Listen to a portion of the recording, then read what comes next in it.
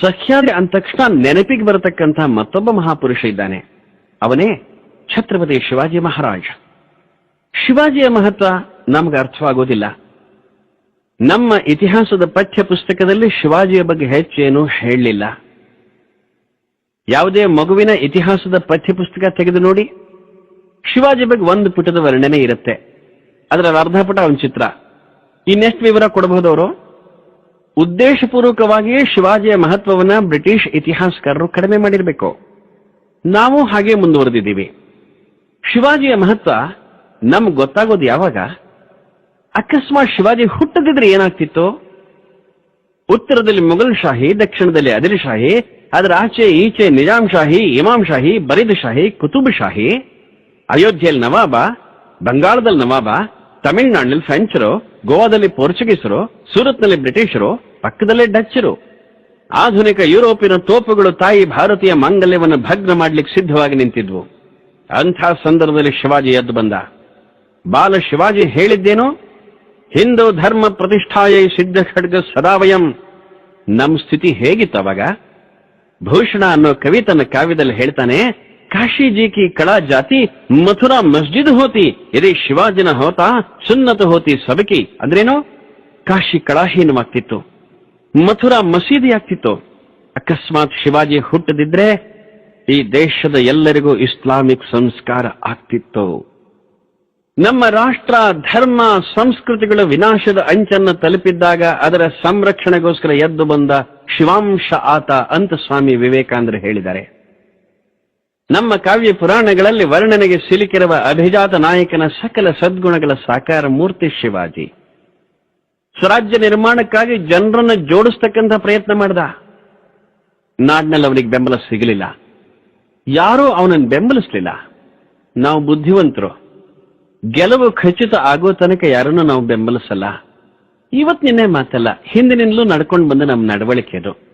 ರಾಮ ರಾವಣರ ಯುದ್ಧ ನಡೀತಾ ಇದ್ದಾಗ ಆಕಾಶದಲ್ಲಿ ನಿಂತ ದೇವತೆಗಳು ಜೈ ಅಂತಿದ್ರಂತೆ. ಯಾರಿಗೆಂತ ಗೊತ್ತಿಲ್ಲ. ರಾಮ ಗೆದ್ರೆ ರಾಮನಿಗೆ, ರಾವಣ ಗೆದ್ರೆ ರಾವಣನಿಗೆ. ರಾಮಾಯ ಸ್ವಸ್ತಿ, ರಾವಣಾಯ ಸ್ವಸ್ತಿ. ಗೆಲುವು ಖಚಿತ ಆಗೋ ತನಕ ಯಾರ್ದಾದ್ರೂ ಪರ ವಹಿಸೋದು ಹೇಗೆ? ಶ್ರೀರಾಮ ಭೂಮಿಗಿಳಿದ ಭಗವಂತ, ಅವನ್ ಗೆಲ್ಲೇಬೇಕು, ಗೆಲ್ತಾನೆ. ನಂಬೋದು ಹೇಗೆ? ಯಾಕೆಂದ್ರೆ ಅವನು ಅಯೋಧ್ಯೆಯಿಂದ ಚದುರಂಗ ಬಲ ಸಹಿತ ಬಂದವನಲ್ಲ. ಅವನ್ ಬಂದಿದ್ದು ಅರಣ್ಯದಿಂದ. ಜೊತೆಗಿರೋರು ಕಪಿಗಳು, ಒಂದ್ ಹೇಳಿದ್ರೆ 10 ಮಾಡ್ತಾವೆ. ಹೀಗಿರ್ಬೇಕಾದ್ರೆ ಅವನ್ ಗೆಲ್ಲಬಹುದು ಅಂತ ನಂಬಿ ಅವನಿಗೆ ಜೈಕಾರ ಹಾಕೋದು ಹೇಗೆ? ಅಕಸ್ಮಾತ್ ರಾವಣ ಗೆದ್ರೆ ಸುಮ್ನೆ ಬಿಡ್ತಾನ? ರಾವಣನ ಬಳಿ ಸೇನೆ, ಶಸ್ತ್ರ ಸಂಪತ್ತು ಎಲ್ಲ ಇದೆ ಅಂತ ಭಾವಿಸಿ ರಾವಣನೇ ಗೆಲ್ತಾನೆ ಅಂತ ನಂಬಿ ರಾವಣಿಗೆ ಜೈ ಅನ್ನೋಣ. ಅಕಸ್ಮಾತ್ ರಾಮ ಗೆದ್ರೆ ಮುಖ ತೋರಿಸೋದು ಹೇಗೆ? ರಗಳೆ ಬೇಡ, ಸುಮ್ನೆ ಜೈ ಅಂತ ಹೇಳ್ತಾ ಇದ್ರು. 80 ದಿವಸದ ಯುದ್ಧ ಮುಗಿತು. ರಾವಣನ ಕಡೆ ಎಲ್ಲ ಪ್ರಮುಖರು ನೆಲಕ್ಕೆ ಹೊರಗಿದ್ರು. ಶ್ರೀರಾಮನಿಗೆ ಆದಿತ್ಯ ಹೃದಯವೂ ಪ್ರಾಪ್ತವಾಯಿತು. ಇನ್ನು ರಾಮ ಗೆಲ್ಲೋದು ಖಚಿತವಾದಾಗ 81ನೇ ದಿನ ಇಂದ್ರ ರಾಮನಿಗೆ ಸಾರಥಿ ಸಹಿತ ತನ್ನ ರಥವನ್ನು ಕಳಿಸಿಕೊಟ್ಟ. ಅಲ್ಲಿ ತನಕ ರಥಿಕ ರಾವಣ ವಿರಥಿ ರಾಮ. ರಾಮ ನೆಲದಲ್ಲಿ ನಿಂತು ಹೋರಾಟ ಮಾಡಬೇಕಾಯಿತು. ಆನಂತರ ರಾಮನ ಜಯಘೋಷವೂ ಪ್ರಾರಂಭವಾಯಿತು. ಅಂದ್ರೆ ಗೆಲ್ಲುವವರೊಂದಿಗೆ ಗುರುತಿಸಿಕೊಳ್ಳತಕ್ಕಂಥದ್ದು ಲಾಭಕರ ಅನ್ನೋ ಚಿಂತನೆ. ಶಿವಾಜಿಗೂ ಹಾಗೇನೆ ಯಾರೂ ಬೆಂಬಲ ಕೊಡ್ಲಿಲ್ಲ. ನಾಡಿನಲ್ಲಿ ಬೆಂಬಲ ಸಿಗದಿದ್ದಾಗ ಶಿವಾಜಿ ಧೃತಿಗೆ ಇಡ್ಲಿಲ್ಲ. ಕಾಡಿಗೆ ಹೋದ, ಊರ್ ಹೊರಗೆ ಹೋದ, ಹಳ್ಳಿಗೆ ಹೋದ. ರೈತರ ಮಕ್ಕಳನ್ನ, ಮಾವಳಿ ಪೌರರನ್ನ, ಉಡಲಿಕ್ ಬಟ್ಟೆ ಇಲ್ಲ, ಹೊಟ್ಟೆಗೆ ಹಿಟ್ಟಿಲ್ಲ ಅಂಥ ಬಡ ರೈತಾಪಿ ಮಕ್ಕಳನ್ನ ಸಂಘಟನೆ ಮಾಡ್ದ. ಅವರಲ್ಲಿ ದೇಶಭಕ್ತಿ ತುಂಬೋದು ಹೇಗೆ? ಉಪದೇಶ ಮಾಡಲಿಲ್ಲ. ಆ ಎಳೆ ಮಕ್ಕಳಿಗೆ ಆಟ ಆಡಿಸ್ದ. ಮಕ್ಕಳನ್ನ 2 ಗುಂಪು ಮಾಡಿ, ಒಂದು ಗುಂಪಿಗೆ ಮೊಘಲರು, ಇನ್ನೊಂದು ಗುಂಪಿಗೆ ಮರಾಠರು ಅಂತ ಹೆಸರಿಟ್ಟ. ಯುದ್ಧದ ಆಟ ಆಡಿ ಅಂತ ಹೇಳ್ದ. ಮೊದಲೇ ಒಂದು ಕಂಡೀಷನ್, ಒಂದು ಕರಾರು, ಒಂದು ಷರತ್ತು. ಆಟ ಮುಗಿಯೋ ಹೊತ್ತಿಗೆ ಮೊಘಲರು ಅಂತ ಹೆಸರು ಇಟ್ಕೊಂಡಿರೋ ಮಕ್ಕಳು ಸತ್ತು ಕೆಳಗೆ ಬಿದ್ದು ಬಿಡ್ಬೇಕು. ಕೇವಲ ನಾಟಕ. ಆದ್ರೆ ಈ ನಾಟಕ ಆಡ್ತಾ ಆಡ್ತಾ ಮಕ್ಕಳಿಗನ್ನಿಸ್ತು ಮೊಘಲರು ಅಂದ್ರೆ ಸೋಲೋರು, ಮರಾಠರು ಅಂದ್ರೆ ಗೆಲ್ಲೋರು. ಮಂತ್ರ ಛೋಟ, ತಂತ್ರ ಸೋಫೆ, ಫರಿ ಯಶಸ್ವಿ ಠರಲೇತೆ ಅಂತ ಒಂದು ಮರಾಠಿ ಹಾಡಿದೆ. ಚಿಕ್ಕ ಮಂತ್ರ, ಸುಲಭ ತಂತ್ರ, ಹೇಗೆ ಯಶಸ್ವಿ ಆಯ್ತು ನೋಡಿ ಅಂತ ಅದರ ಅರ್ಥ. ಈ ತಂತ್ರ ಬಳಸಿ ಎಂಥ ವ್ಯಕ್ತಿತ್ವ ನಿರ್ಮಾಣ ಮಾಡ್ತಾನೆ ಶಿವಾಜಿ. ತಾನಾಜಿ ಮಾಲ್ಸುರೆ, ನೇತಾಜಿ ಫಾಲ್ಕರ್, ಮಾಮಾ ಬಲೇಕರ್, ಏಸಾಜಿ, ಕಂಕಾಜಿ, ಒಬ್ಬೊಬ್ಬರು ನರಸಿಂಹಗಳು, ನರವ್ಯಾಘ್ರಗಳು. ಹೋರಾಟದ ಕ್ಷಣ ಬಂದಾಗ ಹಿಂಜರಿಲಿಲ್ಲ, ಬಲಿದಾನಕ್ಕೆ ಮುಂದೆ ಬರ್ತಾರೆ. ನೆನಪು ಮಾಡ್ಕೊಳ್ಳಿ, ಒಂದಿನ ಜೀಜಾಮಾತೆ ಹೇಳ್ತಾಳೆ, ಆ ಕೊಂಡಾಣ ಕೋಟೆ ಕಡೆ ಕೈ ತೋರಿಸ್ತಾ ಆ ಕೋಟೆ ಮೇಲೆ ನಮ್ ಝಂಡಾ ಹಾರಬೇಕು, ನಮ್ ಧ್ವಜ ಹಾರಬೇಕು. ಜೀಜಾಮಾತೆ ಇಚ್ಛೆ ಅಂದ್ರೆ ನಮ್ಗೆ ಆದೇಶ ಅಲ್ವಾ? ಆದ್ರೆ ಆ ದುರ್ಗಮ ಬೆಟ್ಟ ಗೆಲ್ಲುವ ಸಾಮರ್ಥ್ಯ ಶಿವಾಜಿ ಪಾಳಯದಲ್ಲಿ ಇದ್ದದ್ದು ತಾನಾಜಿಗೆ ಮಾತ್ರ. ಅವನನ್ನು ಕರೆಸೋಣ ಅಂದ್ರೆ ಅವನ ಮಗನ ಮದುವೆ, ತಾನಾಜಿಯ 13 ವರ್ಷದ ಮಗ ರಾಯಬಾನ್ ಮದುವೆ. ಮನೇಲಿ ಮದುವೆ ಇರುವಾಗ ಯಾರಾದ್ರೂ ಯುದ್ಧಕ್ಕೆ ಹೋಗಿ ಅಂದ್ರೆ ಹೊರಡಕ್ಕಾಗತ್ತಾ? ಆದ್ರೆ ತಾನಾಜಿಗೆ ರಾಜಮಾತೆ ಜೀಜಾಮಾತೆ ಇಚ್ಛೆ ಏನು ಅಂತ ಅರ್ಥವಾಯ್ತು. ತಕ್ಷಣ ಹೊರಟು ಬಂದ. ಜೀಜಾಮಾತೆಗೆ ಹೇಳ್ತಾನೆ, ತಾಯಿ ನಿಮ್ಮ ಆಸೆ ನನಗೆ ಆಜ್ಞೆ. ಜೀಜಾಮಾತೆ ಹೇಳ್ತಾಳೆ, ಮಗು ತಾನ, ನಿನ್ನ ಮಗನ ಮದುವೆ ನಿಶ್ಚಯ ಆಗಿದೆಯಲ್ಲಪ್ಪ, ಮದುವೆ ಮುಗಿದ್ಮೇಲೆ ಹೋಗೋ. ಆಗ ತಾನ ಹೇಳ್ತಾನೆ, ಅಮ್ಮ ಮೊದಲು ಕೊಂಡಾಣದ ಮದುವೆ, ನಂತರ ನನ್ನ ಮಗನ ಮದುವೆ.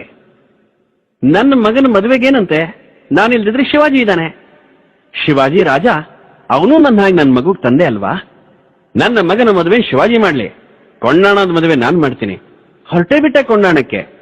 ಕೊಂಡಾಣ ಕೋಟೆಯನ್ನ ಶಿವಾಜಿ ಸೈನಿಕರು ಗೆದ್ರು. ಆದ್ರೆ ಗೆಲ್ಲೋಕ್ ಸ್ವಲ್ಪ ಮುಂಚೆ ತಾನಾಜಿಯ ಬಲಿದಾನ ಆಯಿತು. ಶಿವಾಜಿಗೆ ಸುದ್ದಿ ತಲುಪಿಸಿದ್ರು, ಕೊಂಡಾಣ ಗೆದ್ದಿದ್ದಾರೆ, ತಾನಾನ್ ಬಲಿದಾನ ಆಯಿತು. ಆಗ ಶಿವಾಜಿ ಕಣ್ಣಂಚಲ್ ನೀರು ಬಂತು. ಅವನ್ ಬಾಯಲ್ಲಿ ಬಂದ ಮಾತೇನೋ, ಗಡ್ ಆಲ ಪಣ್ ಸಿಂಹ ಗೇಲ. ಕೋಟೆ ಬಂತು, ಸಿಂಹ ಹೊರಟು ಹೋಯಿತು. ಆ ತಾನಾಜಿಗೆ ಆ ಕೋಟೆಯಲ್ಲಿ ಸಮಾಧಿಯನ್ನ ಮಾಡಿ ಅದಕ್ಕೆ ಸಿಂಹಗಳ ಅಂತ ಹೆಸರಿಟ್ಟ ಶಿವಾಜಿ. ಅದು ನಮ್ಮ ತೀರ್ಥಕ್ಷೇತ್ರ. ತಾನಾಜಿ ಮನೆ ಕಡೆ ಒಂದ್ಸಲ ಕಣ್ಣು ಹಾಯಿಸಿ ಅವನ್ ಮನೆ ಸ್ಥಿತಿನ ವಿಶ್ಲೇಷಣೆ ಮಾಡಿ ಹೇಗಿತ್ತು ಅವನ ಮನೆ ಆವತ್ತು. ಮನೆಯಲ್ಲಿ ಮಂಗಲ ಸಮಾರಂಭ, ತಂದೆಯ ಸ್ಮಶಾನ ಯಾತ್ರೆ, ಮಗ ಹಸೆಮಣೆ ಏರ್ದ, ತಂದೆ ಚಿತೆಯನ್ನೇರ್ದ, ಸೊಸೆ ತಾಳಿ ಕಟ್ಕೊಂಡ್ಲು, ಅತ್ತೆ ಮಾಂಗಲ್ಯ ಬಿಚ್ಚಿಟ್ಲು. ಒಂದೇ ಮನೇಲಿ ಒಂದೇ ದಿನ 13 ವರ್ಷದ ಹುಡುಗ ರಾಯ್ಬಾ ಮದುವೆಯಾಗ್ತಿದ್ದಂತೆ ಅಪ್ಪನ ಕಳ್ಕೊಂಡ. ತಂದೆಯ 12ನೇ ದಿವಸದ ಕೆಲಸ ಮುಗಿಸಿ ಅಪ್ಪನ ಖಡ್ಗ ಹಿಡ್ಕೊಂಡು 18ನೇ ದಿವಸ ರಣಾಂಗಣಕ್ಕೆ ಧುಮುಕ್ತಾನೆ, ತಂದೆ ಕೆಲಸ ಪೂರೈಸೋದಕ್ಕೋಸ್ಕರ. ಮದುವೆ ಆದ ತಕ್ಷಣ ಯಾವ ಶಾಲಾ ಕಾಲೇಜುಗಳಲ್ಲಿ ಈ ರೀತಿಯ ದೇಶಭಕ್ತಿ ಶಿಕ್ಷಣ ಇವತ್ತು ಕೊಡ್ಲಿಕ್ಕೆ ನಮ್ಗೆ ಸಾಧ್ಯ ಆಗ್ತಾ ಇದೆ? ಅದಕ್ಕಾಗಿ ಸಖ್ಯಾದ್ರಿಯ ಬಳಿ ಬಂದಾಗ ಶಿವಾಜಿಯ ನೆನಪು ಸಹಜವಾಗತ್ತೆ.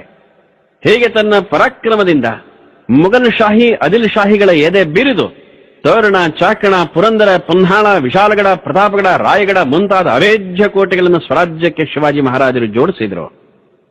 ತಂಜಾವೂರಿನಿಂದ ಮುಂಬೈ ಮೂಲಕ ಸೂರತ್ತಿನ ತನಕ ಮಿಂಚಿನ ವೇಗದಲ್ಲಿ ಸಂಚರಿಸ್ತಾನೆ.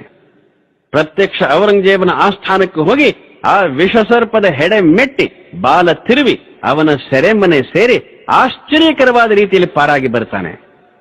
ಕೊನೆಗೊಮ್ಮೆ 1674 ಆನಂದನಾಮ ಸಂವತ್ಸರದ ಜ್ಯೇಷ್ಠ ಶುದ್ಧ ತ್ರಯೋದಶಿ ದಿನ ರಾಯಗಢದಲ್ಲಿ ಸಿಂಹಾಸನವನ್ನೇರಿ ಛತ್ರಪತಿಯಾಗಿ ನಮ್ಮ ಸಮಾಜದ ಶ್ರದ್ಧಾ ಕೇಂದ್ರ ಆದ.